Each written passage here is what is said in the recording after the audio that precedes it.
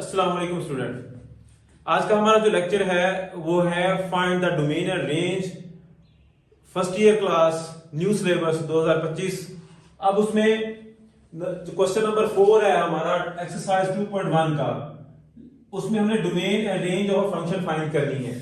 तो डोमेन और range find करने के लिए हमें कुछ चीजों का पहले पता होना चाहिए, उसके बाद हम डोमेन और रेंज जो है वो फाइंड आउट करते हैं। नंबर 1 तो हमें पता होना चाहिए रियल नंबर्स का, रियल लाइन या रियल नंबर। रियल नंबर का पता होना चाहिए हमें कि वो क्या होते हैं जी। रियल नंबर, रियल नंबर को हम कैपिटल आर से रिप्रेजेंट करते हैं, साथ एक ऐसे लाइन लगाई जाती है। रियल नंबर इक्वल टू, ये यूनियन होता है रैशनल और इररेशनल नंबर का। यानी रियल नंबर क्या होते हैं? यूनियन ऑफ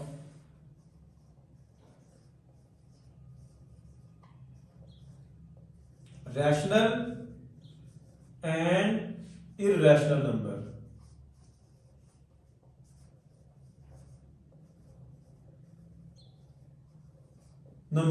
उसे हम रियल नंबर कहते हैं। अब रियल नंबर्स को हम सेट में तो लिख नहीं सकते, तो फिर इसकी कैसे रिप्रेजेंटेशन है? तो रियल नंबर्स को रियल लाइन पे रिप्रेजेंट किया जाता है। रियल लाइन पे,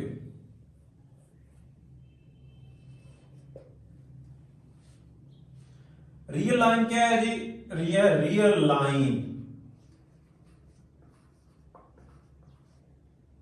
real line 0 1 2 3 up to so on चलते जाएं तो इंफिनिटी तक।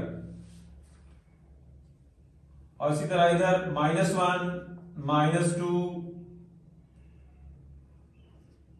और -3 up to so on minus infinity तक। तो यह है हमारे पास रियल लाइन। अब रियल लाइन जो है, इस पे आप देखें कि दुनिया के सारे नंबर, रियल जो नंबर्स हैं वो सारे इस पे रिप्रेजेंट हो रहे हैं। तो ये रियल लाइन है, यानी इस रियल नंबर्स के सेट को रियल लाइन पे रिप्रेजेंट किया जाता है। आपको जो नजर आ रहे हैं वो इंटीजर हैं, 0 1 2 3 -1 -2 -3, ये इंटीजर नंबर है। अब हर नंबर के बिटवीन यहाँ पे लाइन के ऊपर हजारों करोड़ों नंबर मौजूद हैं, और उन सारे नंबर्स को हम कहते हैं रैशनल और इररेशनल नंबर। तो ये हमें रियल नंबर्स को रिप्रेजेंट कर रहा है। अब इसको लिखने का तरीका क्या है? एक तो ये है कि रियल नंबर्स को हम आर से लिखते हैं, या हम इसे लिखते हैं माइनस इन्फिनिटी से प्लस इन्फिनिटी, ऐसे हम रियल नंबर को लिखते हैं। अब एक बात तो आप लोग याद रखें कि दुनिया का कोई भी फंक्शन है, उसकी डोमेन या रेंज इसी का सबसेट होगी। या तो ये पूरा सेट होगी या इसी का सबसेट होगी, डोमेन और रेंज। ठीक है, उसके लिए हमें कुछ और चीजों का भी पता होना चाहिए। वो ये है कि ब्रैकेट्स का क्या मतलब है। यानी फॉर एग्जांपल यहां से मैं कुछ इंटरवल लिखता हूं, मैं लिख देता हूं, मैं 0 और 2 को ले लेता हूं, 0 और 2 तक मैं लिखता हूं यहां 0 और 2, और यहां लगा देता हूं ऐसे ब्रैकेट, जिसे हम कहते हैं स्क्वायर ब्रैकेट। और एक में लगा देता हूं ऐसे ओपन स्मॉल ब्रैकेट, जिसे हम कहते हैं 0 और 2, और एक में लगा देता हूं जी 0 और 2, और ये मैंने लगा दी ब्रेस ब्रैकेट। और ऐसे भी लगाई जा सकती है 0 और 2 और ये क्लोज ब्रैकेट, और यहां पे क्लोज 0 और 2 ओपन ब्रैकेट। अब ये जरूरी है कि जब हम डोमेन रेंज बताएं तो हमें ब्रैकेट का पता होना चाहिए कि जो ब्रैकेट लिखी हुई है, ब्रैकेट लगी हुई है, इनका मीनिंग क्या है। अब देखें ना, रियल नंबर्स को जब हमने रिप्रेजेंट किया है तो हमने स्मॉल ब्रैकेट लगाई है। इसका मतलब है माइनस इन्फिनिटी से प्लस इन्फिनिटी तक हमें नहीं पता लास्ट वैल्यू कौन सी या कहां तक खत्म हो रही है, तो हमने ओपन ब्रैकेट लगाई है। ठीक है, अब ये जो ब्रैकेट मैंने लगाई है, मैंने 0 से लेकर 2 तक एक इंटरवल चूज किया है। अब यहां पे देखें, मैंने इसे लिखा है 0 और 2 तक, और मैंने लगाई है स्क्वायर ब्रैकेट, इसे कहते हैं क्लोज ब्रैकेट। क्लोज ब्रैकेट का यह मतलब होता है कि आपके पास 0 से लेकर 2 तक सारे नंबर शामिल हैं, 0 से लेकर 2 तक 0, 0.1, 0.2, 0.5, 0.9, 1.1, 1. ये सारे नंबर जो हैं, इस ब्रैकेट का मतलब ये है कि 0 से लेकर 2 तक सारे नंबर हैं मौजूद, और 0 और 2 भी शामिल हैं, ये भी इंक्लूड है। तो जो इस ब्रैकेट का जो मतलब है, अब यहां पे जो ओपन ब्रैकेट है, दोनों तरफ से ओपन ब्रैकेट है, इसका मतलब ये होता है कि 0 से लेकर 2 के बिटवीन सारे नंबर है, 0 और 2 इटसेल्फ नहीं है, यानी 0 और 2 शामिल नहीं है। 0 के बाद जैसे ही 0.001 भी होगा तो वो इसमें शामिल होगा, लेकिन 0 2 लिखे हुए नजर आ रहे हैं, तो 0 और 2 हमारी इस डोमेन में यानी इस ब्रैकेट में लिखे हुए हैं लेकिन शामिल नहीं होंगे। इसका मतलब ये होगा कि 0 और 2 के बिटवीन सारे नंबर। और इस ब्रिक्स ब्रैकेट का क्या मतलब है, ये वाली ब्रैकेट जो लगी हुई है ये सेट की है, इसका मतलब ये होता है कि ओनली 2 नंबर 0 और 2, 0 और 2 बस, 0 और 2 ओनली, इसका ये मतलब होता है। नेक्स्ट ये वाली ब्रैकेट 0 और 2 इस तरफ ओपन है और राइट साइड पे क्लोज है, इसका मतलब 0 शामिल नहीं है, 0 से आगे नंबर शामिल होंगे और 2 तक 2 शामिल है। और इसका मतलब है क्लोज ओपन ब्रैकेट, तो 0 शामिल है, 0 से लेके 2 तक 2 नहीं शामिल, 2 से पीछे 1.999 हो सकता है लेकिन 2 नहीं होगा। तो इन ब्रैकेट्स का भी आपको पता होना चाहिए, और रियल नंबर को कैसे लिखते हैं वो भी आपको पता होना चाहिए। इसके बाद हम डोमेन और रेंज जो है वो डिफरेंट फंक्शन की फाइंड आउट करते हैं। अब हम एक्सरसाइज स्टार्ट करते हैं। तो एक्सरसाइज 2.1 है, क्वेश्चन नंबर इसका 4 है। क्वेश्चन नंबर 3 तक हमने काम कर लिया था। क्वेश्चन नंबर 4 उसका पहला पार्ट है g of x is equal to g of x is equal to 5 minus x, 5 minus x, ये हमारे पास फंक्शन है। इसकी हमने डोमेन और रेंज फाइंड आउट करनी है। एक बात और भी आपने याद रखनी है कि डोमेन और रेंज फाइंड आउट करने के लिए हमने कुछ चीजों से बचना है। ऐसा नंबर जिससे हमें 0/0 फॉर्म मिले, या सम वैल्यू ओवर 0 मिले, या इसका मतलब होता है सम वैल्यू ओवर 0 अनडिफाइंड, ठीक है, या हमें -1 स्क्वायर रूट में आए तो आयोटा बन जाता है। अगर ऐसी कोई भी फॉर्म बन रही है जो डिफाइंड नहीं है तो वो नंबर हम अपनी डोमेन से निकाल देंगे, एक्सक्लूड कर देंगे, बाकी हमारी डोमेन होगी। अब पहला फंक्शन बिल्कुल सिंपल सा फंक्शन है। अब देखें 5 माइनस एक्स, इस रियल नंबर से कोई ऐसा नंबर है जिसमें हम जो उसमें उठाएं पुट करें और ये डिफाइंड ना हो उस नंबर पे, मतलब जो भी नंबर हम इसमें पुट करेंगे हमें आंसर मिलेगा, आउटपुट मिलेगी, डोमेन इनपुट होती है। तो अब हम यहां पे x की जो भी वैल्यू पुट करेंगे हमें आंसर जो है वो मिलेगा, यानी किसी भी नंबर पे ये फंक्शन जो है अनडिफाइंड नहीं होगा। या ये वाली फॉर्म 0/0 फॉर्म तो दे नहीं सकता क्योंकि फ्रैक्शन में नहीं है, और -1 स्क्वायर रूट में नहीं दे सकता क्योंकि ये स्क्वायर रूट से ऊपर नहीं है, तो अनडिफाइंड भी नहीं दे सकता। तो इसका मतलब है ये हर नंबर पे ये फंक्शन जो है वो डिफाइन है। तो इसकी डोमेन जो है पूरी सेट ऑफ रियल नंबर है। डोमेन जो है इस फंक्शन की of g of x is equal to set of real number, ऐसे लिखें, या आप -∞ से +∞ ऐसे लिख दें, तो एक ही बात है। तो डोमेन हो गई। तो रेंज के लिए आपने क्या करना है, आपको पता है कि आपने जब डिफाइन किया था तो रेंज के लिए इसे y के इक्वल रखें और यहां से x निकाल दें। मैं यहां पे g of x की जगह y पुट करता हूं और मैं कह देता हूं y 5 माइनस x, यहां से मैं x फाइंड करता हूं, x इधर आ जाएगा, y इधर चला जाएगा, तो x इधर आएगा तो ये पॉजिटिव हो जाएगा और 5 माइनस y।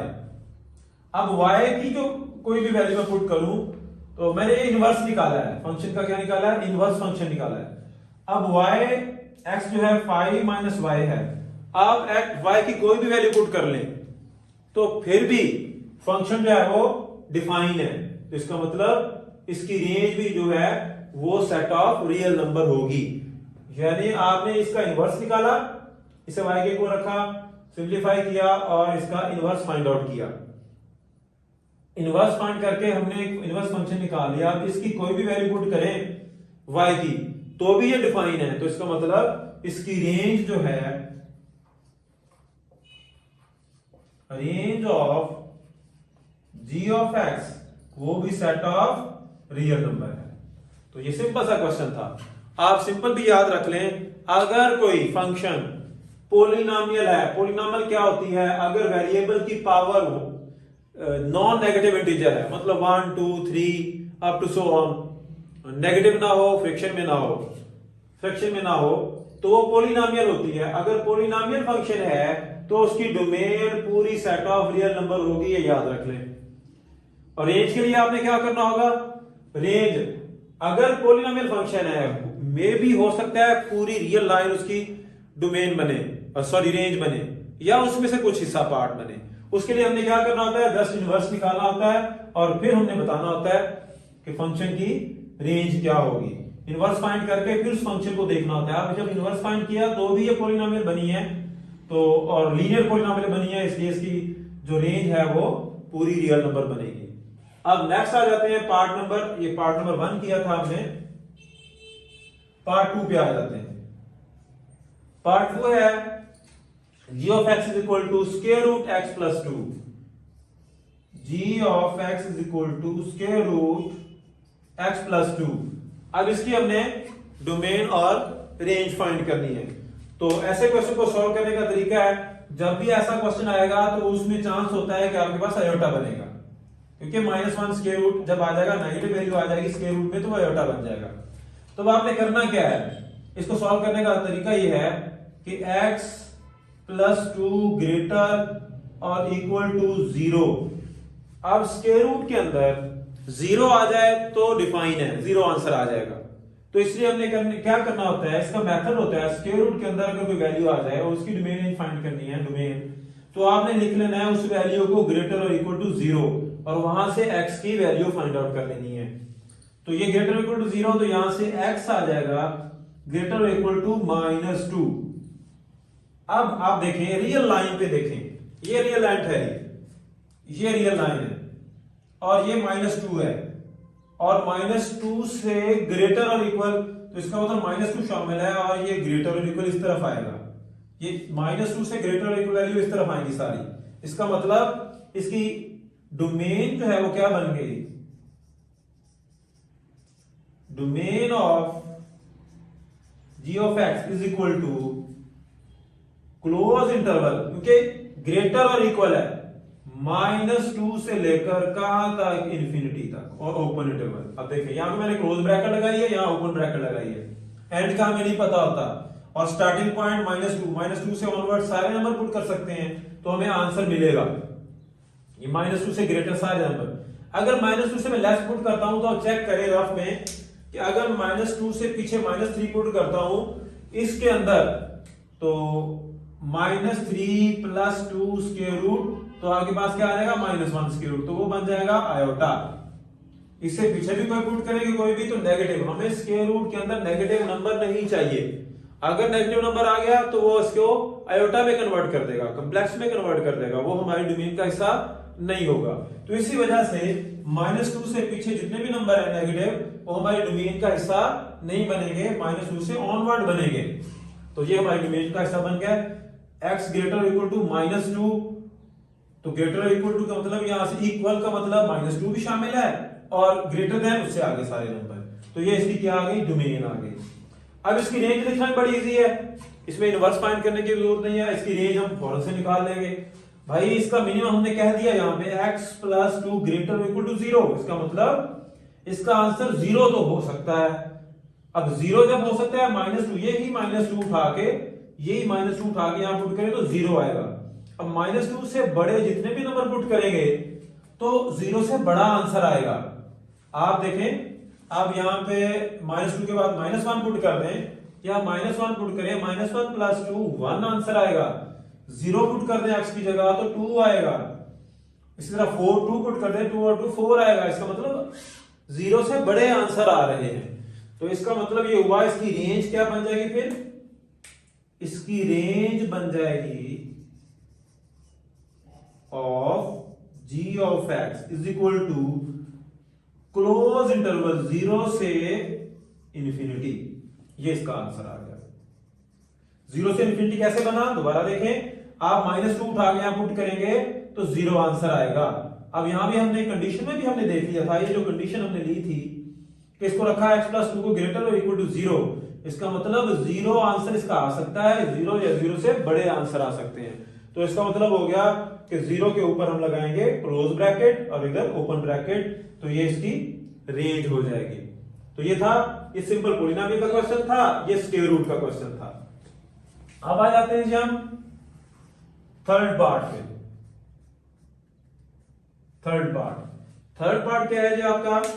थर्ड पार्ट है g of x is equal to 6x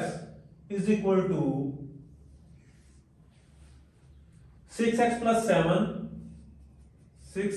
7 और x <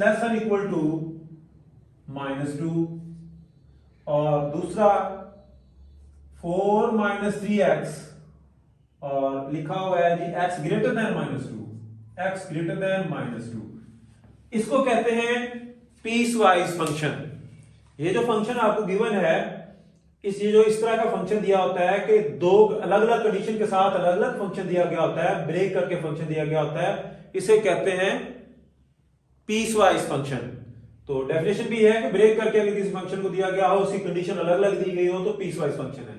तो आप क्या करेंगे, इसकी डोमेन हमें वैसे ही बता देंगे। इसकी डोमेन फौरन से हमें नजर आ रही है, इसकी डोमेन लिखना बड़ा इजी है। आप लिखें इसकी domain of g of x is equal to, domain आपने बतानी है। तो देखें फर्स्ट फंक्शन के लिए कंडीशन क्या कह रहा है, आपके पास x लेस और इक्वल टू -2 से लेस और इक्वल। अब देखिए रियल नंबर ये -2, इससे लेस और इक्वल का मतलब है -∞ से लेकर -2 तक। तो अब यहां लिखेंगे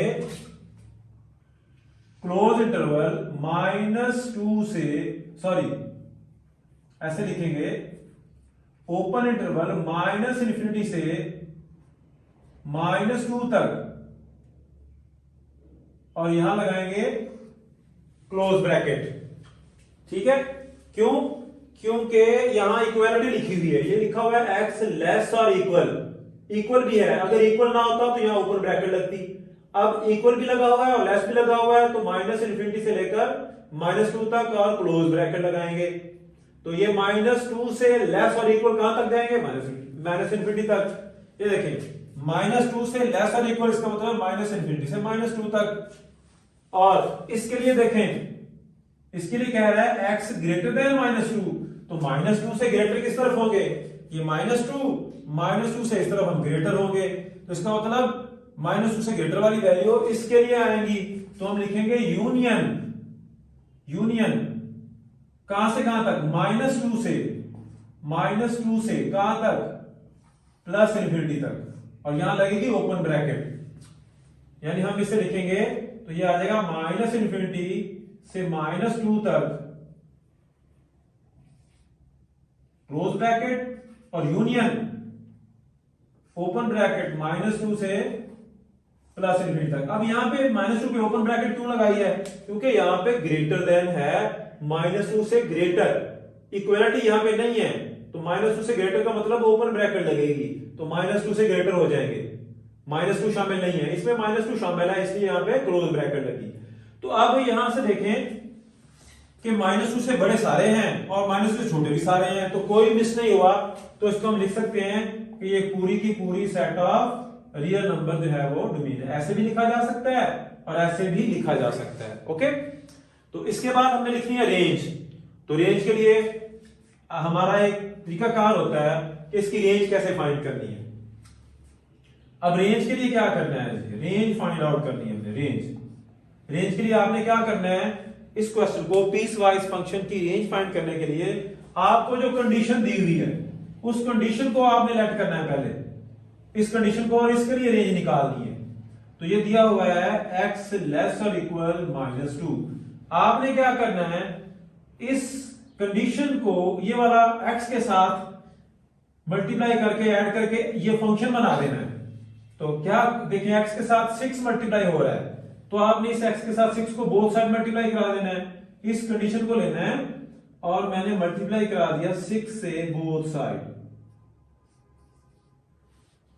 6 1 6 माइनस 6 2 12, दोनों तरफ 6 से मल्टीप्लाई करा दिया। फिर 6x में 7 ऐड हो रहा है, तो मैंने 7 बोथ साइड ऐड कर देना है प्लस 7। तो 6x प्लस 7 लेस और इक्वल टू -5 हो जाएगा। इसका मतलब इसके लिए जो रेंज है 6x प्लस 7 के लिए जो रेंज आएगी वो लेस और इक्वल टू -5 आएगी। तो वो कैसे लिखी जाएगी? लेस और इक्वल टू -5 का मतलब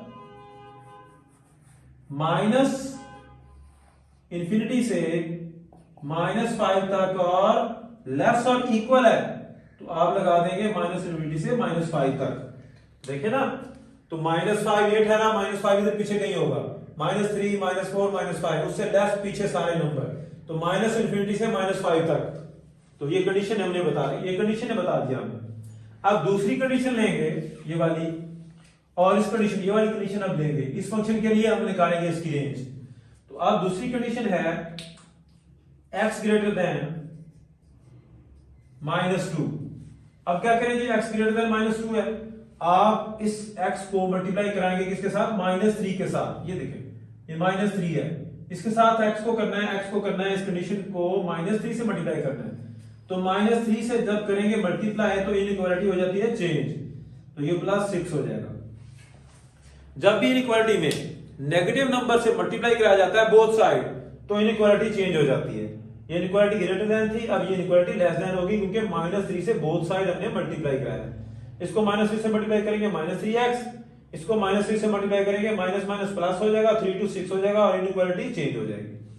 अब 4 ऐड हो रहा है तो दोनों तरफ 4 ऐड कर देंगे, 4 minus 3x less than equal to 6 plus 4, तो ये बन गया हमारे पास 4 माइनस 3x लेस और इक्वल टू 10, लेस और इक्वल टू 10 आ गया हमारे पास। अब इसकी रेंज क्या बन गई? देखो 10 से लेस और इक्वल नहीं है, सिर्फ 10 से लेस। मैं बोल रहा था लेस और इक्वल, लेकिन ये सिर्फ लेस है, ये सिर्फ ग्रेटर था।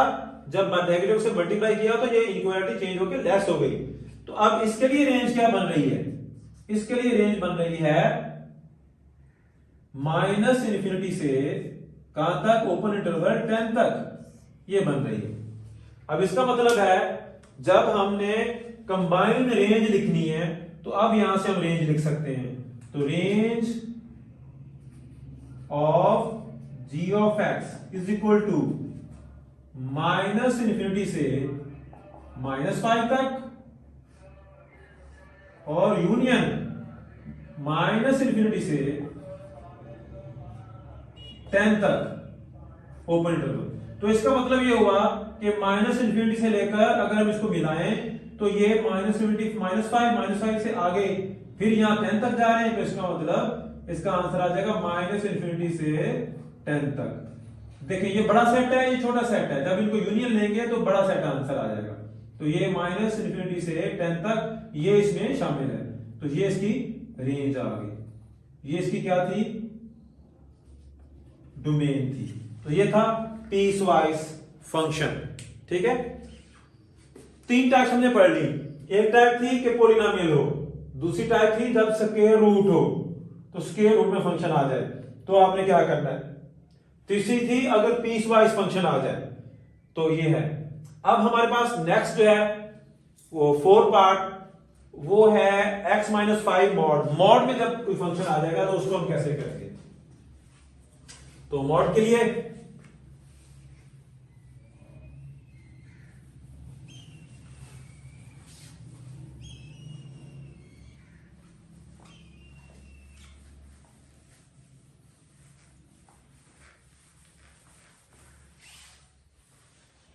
अब 4th पार्ट है आपका,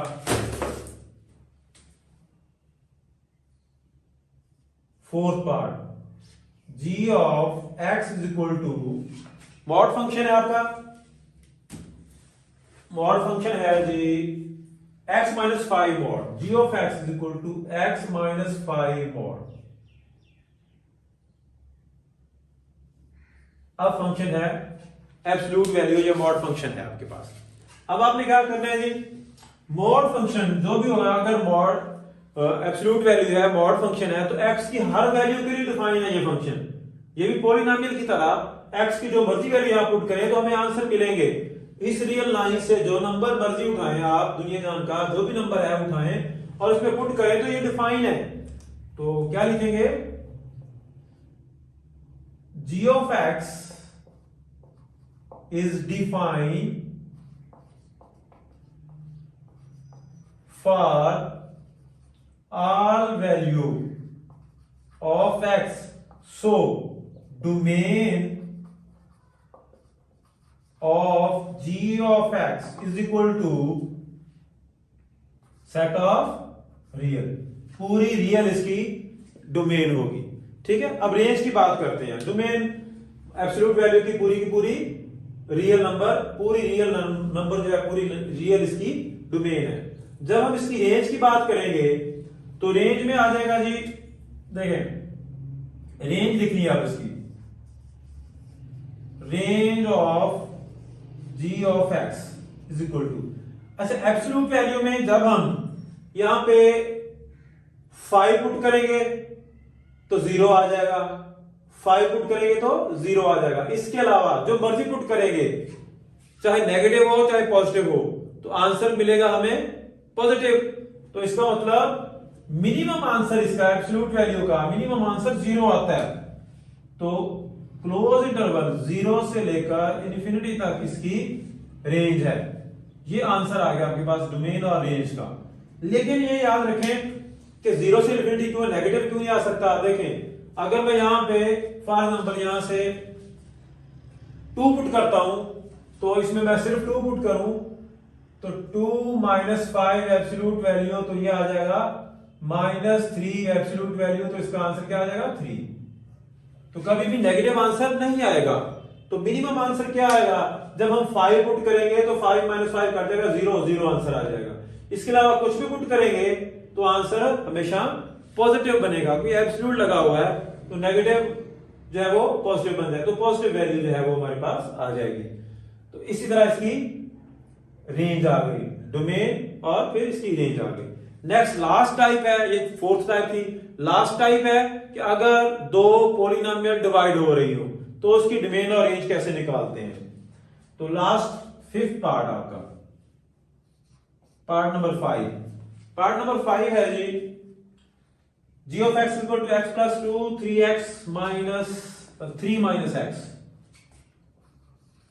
g of x is equal to x plus 2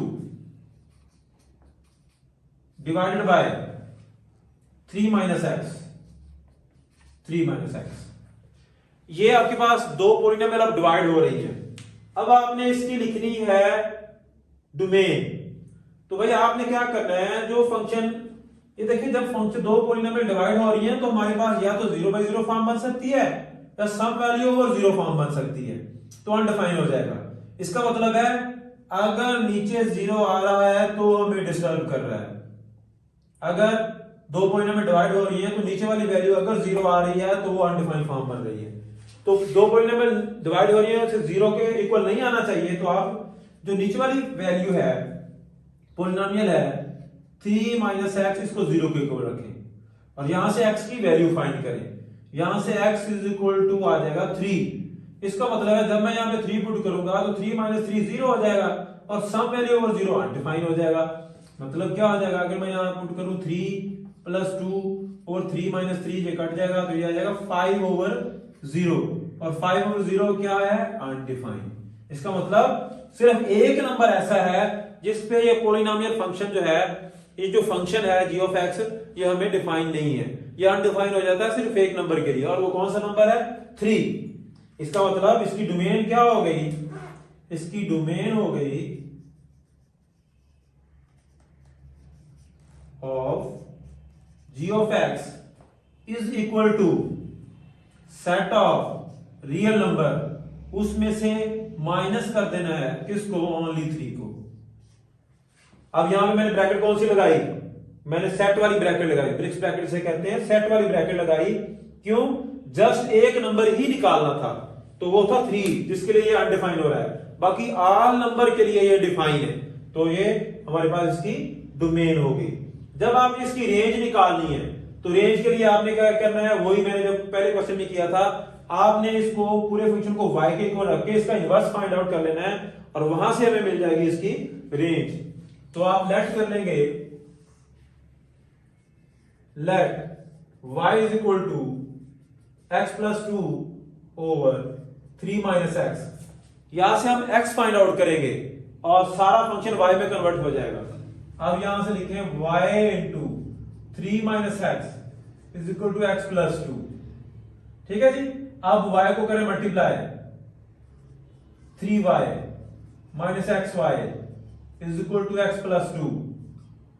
अब ये 2 को इधर ले आए, एक्स वाई को उधर ले जाए, तो जगह 3y प्लस 2 और is equal to x y plus x. ये हो जाएगा 3y plus 2 is equal to x common और y प्लस 1, इसको लाके इधर डिवाइड कर दें, तो ये हो जाएगा 3y plus 2 divided by y plus 1 is equal to x। यानी अब आपके पास आ गया x जो है इक्वल आ गया 3y plus 2 over y plus 1। अब y प्लस 1 के लिए कौन सी वैल्यू ऐसी है, ये हमने इनवर्स निकाला है, इनवर्स फंक्शन निकाला, g का इनवर्स निकाल लिया है। तो जब इनवर्स आ गया तो सारा y में कन्वर्ट हो चुका है। अब मुझे बताएं y की मैं क्या वैल्यू यहां पे रखूं कि ये समथिंग ओवर 0 बन जाए, वही ये वाली फॉर्म बन जाए, समथिंग ओवर 0। तो फिर आपने वही करना है कि आपने y प्लस 1 यानी जो नीचे वाली वैल्यू है उसे 0 के इक्वल रखना है, और वहां से y की वैल्यू -1 निकालनी है, वही -1। अब जो -1 आया है इसे यहां पुट करें तो ये 0 बना देता है, तो -1 ही हमारी रेंज से अब निकलेगा। देखिए जब एक नंबर हमारा निकल रहा था 3, तो उसी के लिए आपने जब इनवर्स फाइंड किया तो फिर हमें नीचे वाला फंक्शन फिर बताएगा कि हमने कौन सा नंबर अपनी रेंज से निकालना है। तो अब इसकी रेंज क्या आ गई, इसकी रेंज आ गई of g of x is equal to पूरा सेट ऑफ रियल नंबर, लेकिन उसमें से जस्ट -1 को हमने एक्सक्लूड कर देना है, यानी निकाल देना है अपनी पूरी। इससे पूरी रियल ना ही से -1 निकलेगा, बाकी सारी हमारी रेंज होगी। ठीक है जी। तो ये था डोमेन और रेंज, क्वेश्चन नंबर 4। अब हम करते हैं क्वेश्चन नंबर 5 और 6।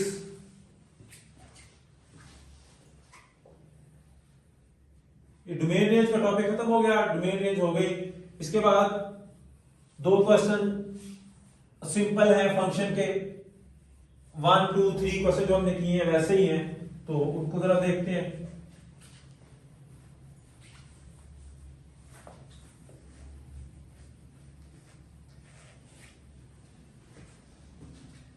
जी क्वेश्चन नंबर 5।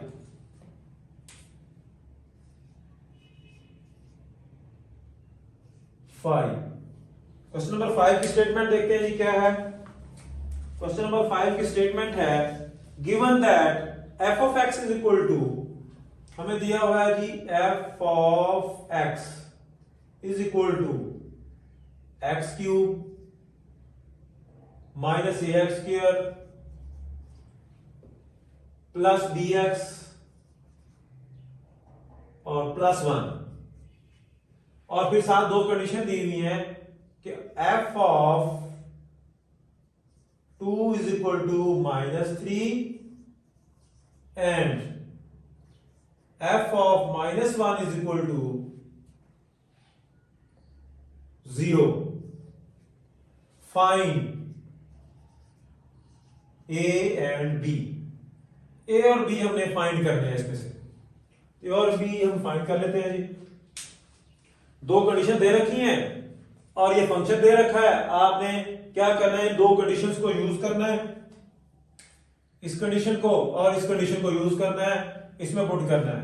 देखिए जी हम करेंगे, हमें चाहिए f of 2 is equal to, यानी x की जगह 2 पुट कर देना है, ये 2 पुट कर देना है आपने x की जगह, तो 2 की पावर 3 माइनस a 2 की power 2 plus b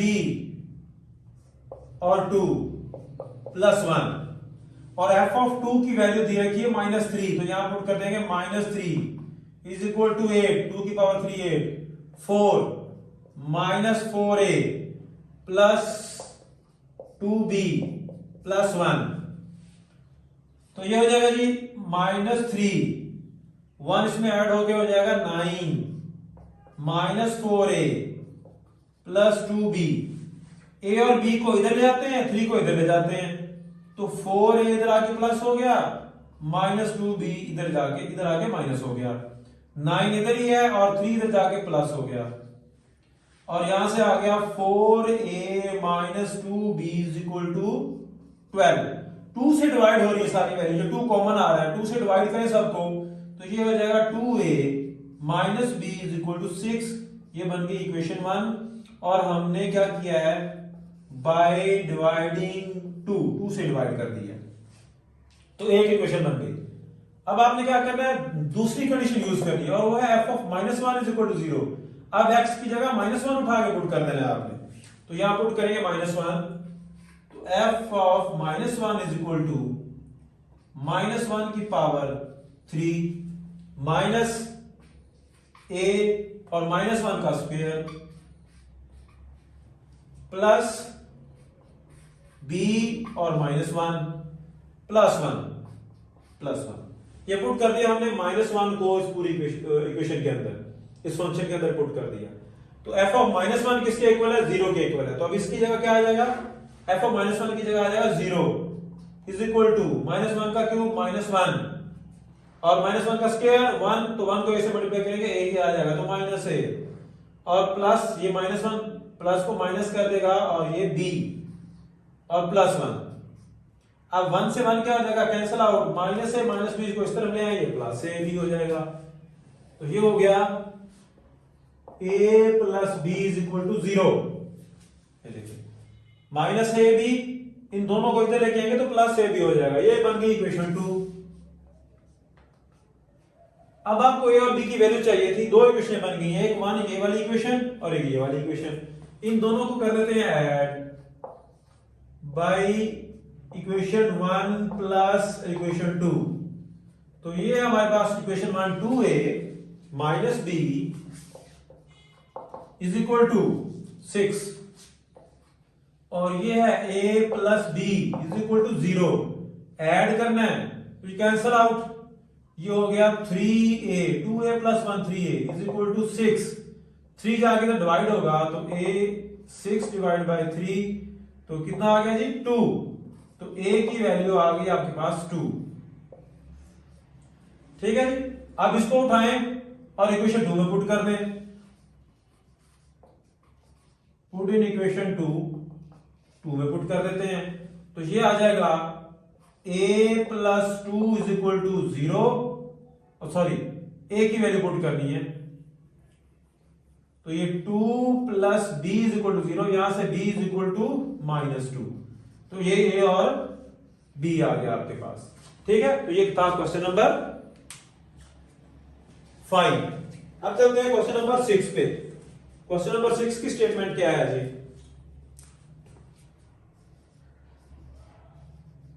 question number 6, question number 6 है जी, अ स्टोन, स्टेटमेंट पढ़ता हूं, a stone falls from a height of 60 metre on the ground, the height h after x second, h height है और x second time है, is approximately given by, यानी function दिया हुआ है हाइट का, h of x is equal two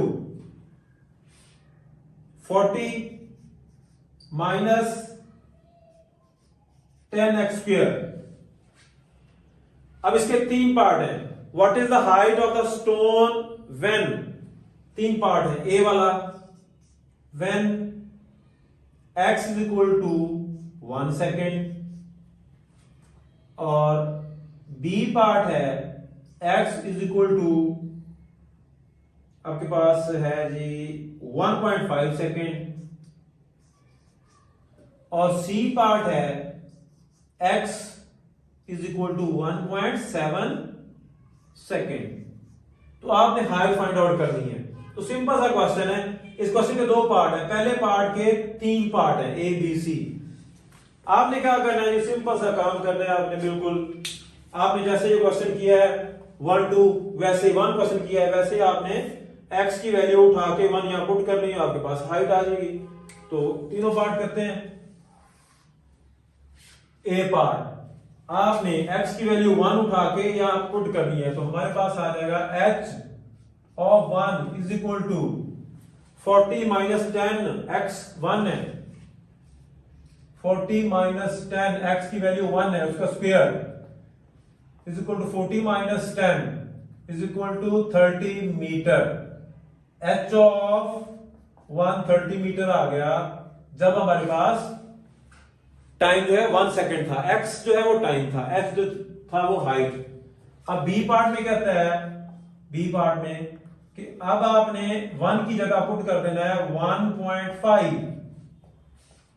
is equal to 40 minus 10 into 1.5 इसका square. तो कैलकुलेटर से इसे हल कर दें आप, पूरा एज इट कैलकुलेटर में लिखें, आपके पास आंसर आ जाएगा। कैलकुलेटर यूज कर लें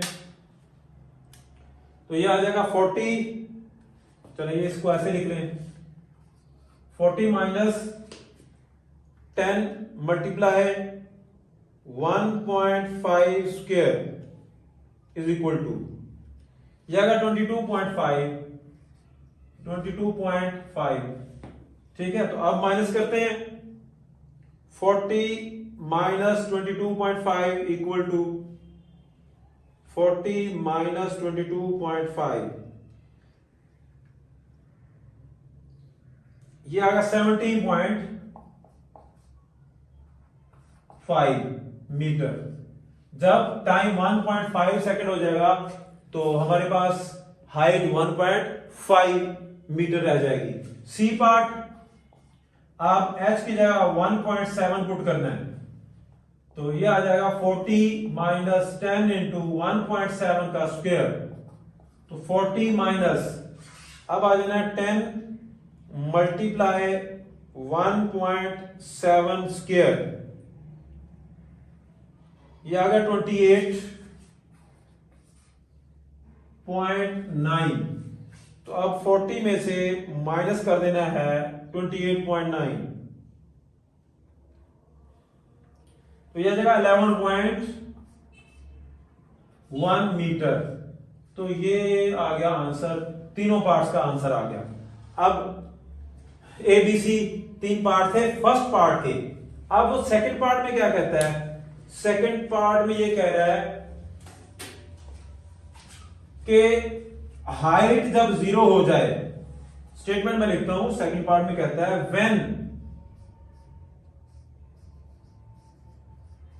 when does the stone strike the ground, when does the stone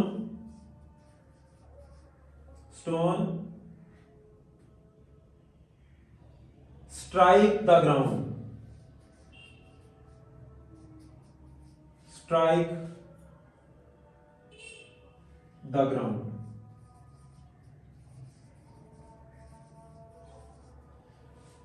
पत्थर जो है वो जमीन को कब स्ट्राइक करेगा, यानी कितनी देर में स्ट्राइक करेगा। एक्चुअली वो क्या पूछना चाहता है, टाइम पूछना चाहता है।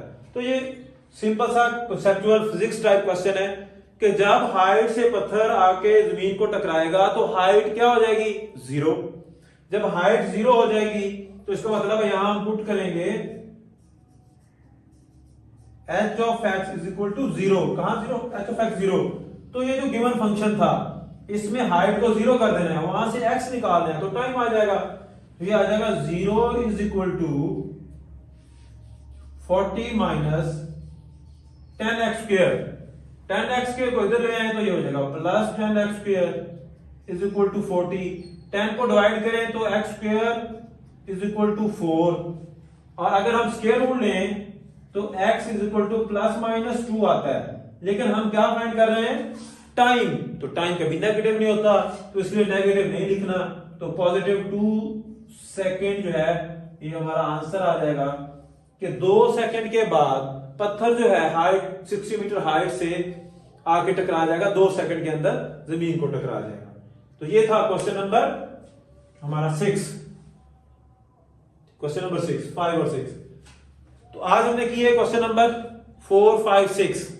नेक्स्ट लेक्चर में इंशाल्लाह हम करेंगे क्वेश्चन नंबर रिमेनिंग जो इसके रहते हैं इस एक्सरसाइज के। तो देखते रहिए math house by doctor Mushtaq Ahmad. अल्लाह हाफिज।